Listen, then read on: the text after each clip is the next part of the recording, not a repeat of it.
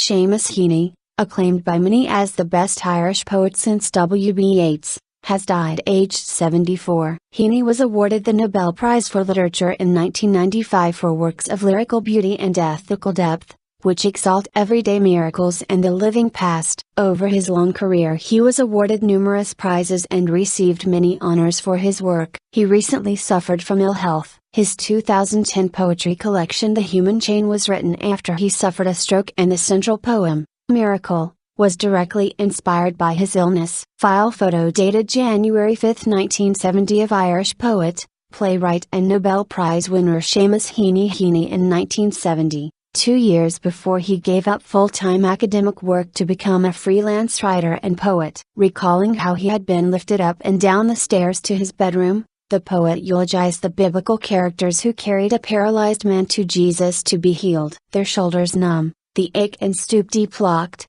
in their backs, the stretcher handles, slippery with sweat, and no let up. Profound sorrow. The death has taken place of Seamus Heaney, said a short statement issued by his family on Friday. The poet and Nobel laureate died in hospital in Dublin this morning after a short illness. The family has requested privacy at this time. Heaney's publisher, Faber, said, "We cannot adequately express our profound sorrow at the loss of one of the world's greatest writers. His impact on literary culture is immeasurable. As his publisher, we could not have been prouder to publish his work over nearly 50 years. He was nothing short of an inspiration to the company, and his friendship over many years is a great loss." Andrew Motion, former poet laureate and a friend of Heaney, told The Telegraph that Heaney was a great poet, a wonderful writer about poetry, and a person of truly exceptional grace and intelligence. The Pulitzer Prize-winning Irish poet Paul Muldoon told BBC Radio 3,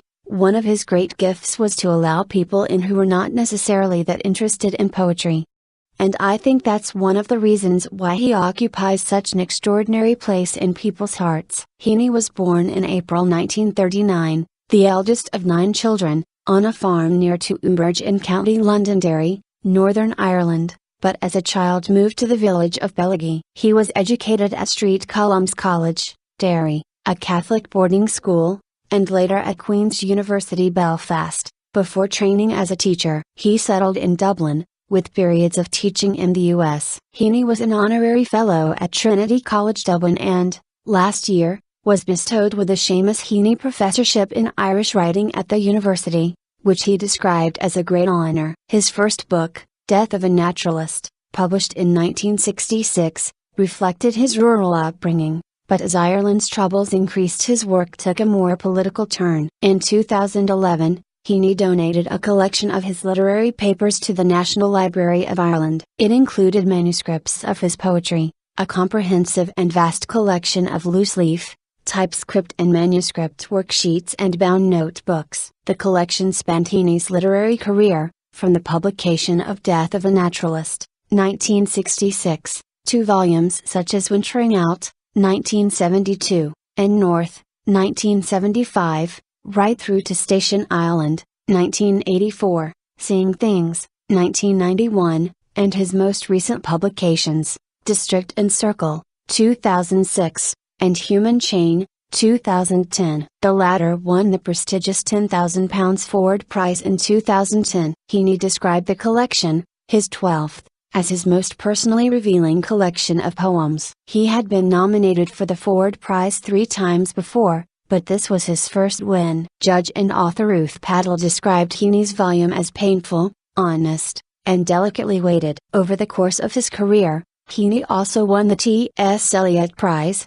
and was made Honorary Fellow of the Royal Society of Literature. He was also the Professor of Poetry at Oxford University between 1989 and 1994. In an interview with the Today program's James Naughtie in early 2013, Heaney remembered how he felt when he first discovered poetry. "It was the voltage of the language, it was entrancing," he said. "I think the first little jolt I got was reading Gerard Manley Hopkins. I liked other poems, but Hopkins was kind of electric for me. He changed the rules with speech and the whole intensity of the language was there," and so on. Irish President Michael D. Higgins said Heaney's contribution to the republics of letters, conscience, and humanity was immense. Northern Irish poet Michael Longley said, I feel like I've lost a brother, and there are tens of thousands of people today who will be feeling personally bereaved because he had a great presence. Just as his presence filled a room, his marvelous poems filled the hearts of generations of readers. Australian author Kathy Lett posted on Twitter,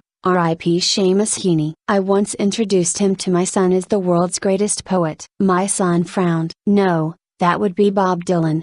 Seamus roared. Queen's University Belfast also paid tribute to its former student, staff member and honorary graduate, calling him a true friend of the university. Generous with his scholarship and his time, his warmth, humor and brilliance will be sorely missed, Professor James Mslaney, acting president and vice-chancellor, said. His contribution to the world of literature has introduced millions of people around the globe to the enjoyment of poetry and enhanced it for many more. Mr. Heaney is survived by his wife, Mare, and 3 children: Christopher, Michael and Catherine Ann. A funeral mass for the poet will take place on Monday at the Church of the Sacred Heart in Donnybrook, Dublin. This will be followed by interment in Bellaghy,